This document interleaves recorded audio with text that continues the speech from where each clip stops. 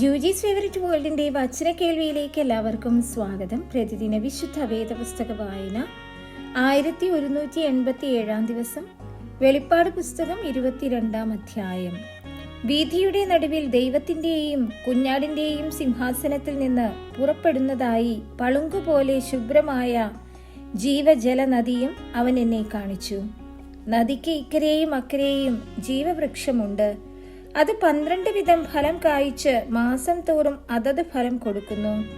വൃക്ഷത്തിന്റെ ഇല ജാതികളുടെ രോഗശാന്തിക്ക് ഉതകുന്നു. യാതൊരു ശാപവും ഇനി ഉണ്ടാകുകയില്ല. ദൈവത്തിന്റെയും കുഞ്ഞാടിന്റെയും സിംഹാസനം അതിൽ ഇരിക്കും. അവന്റെ ദാസന്മാർ അവനെ ആരാധിക്കും.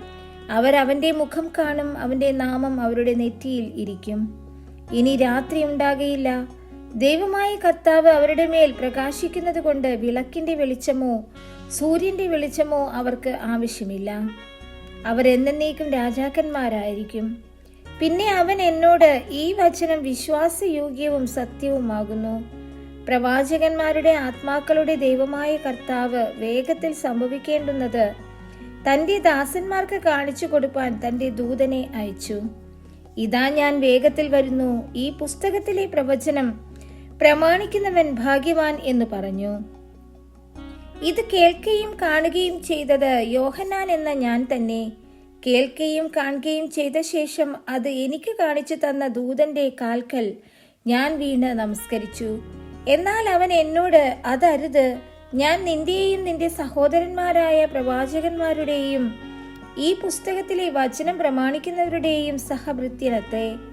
ദൈവത്തെ നമസ്കരിക്ക എന്ന് പറഞ്ഞു. അവൻ പിന്നെയും എന്നോട് പറഞ്ഞത്, സമയം അടുത്തിരിക്കയാൽ ഈ പുസ്തകത്തിലെ പ്രവചനം മുദ്രയിടരുത്. അനീതി ചെയ്യുന്നവൻ ഇനിയും അനീതി ചെയ്യട്ടെ. അഴുക്കുള്ളവൻ ഇനിയും അഴുക്കാകട്ടെ.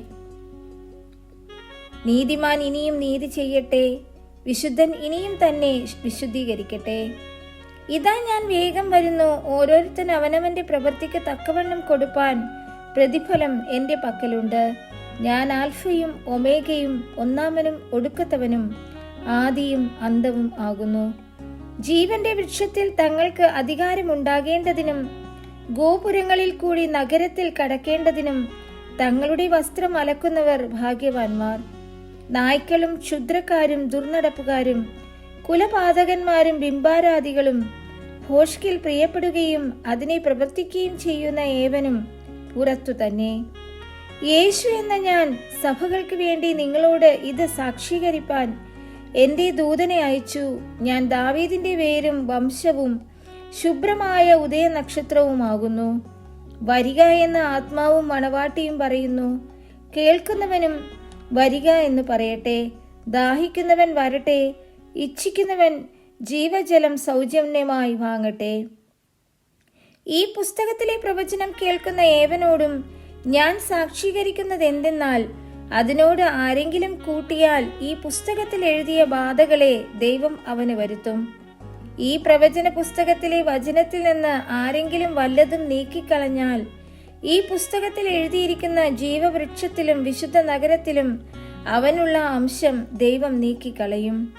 ഇത് സാക്ഷീകരിക്കുന്നവൻ, അതേ ഞാൻ വേഗം വരുന്നു എന്ന് അരുളി ചെയ്യുന്നു. ആമേൻ.